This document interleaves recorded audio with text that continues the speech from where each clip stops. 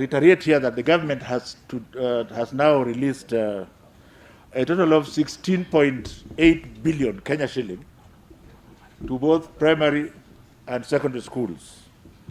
The primary school sector has had 2.11 billion shillings released, and the rest, 14.7 billion, has been released to secondary schools.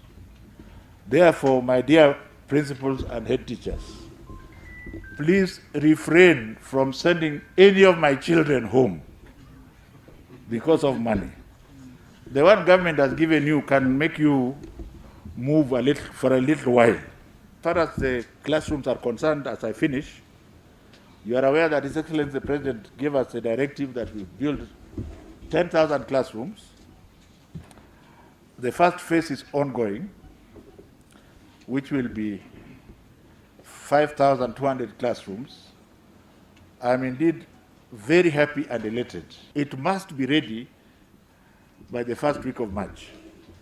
In fact, all these phase 1 classrooms must be ready by the first week of March. Why not? Why? Because when we start the exam, we want to focus on the exam alone.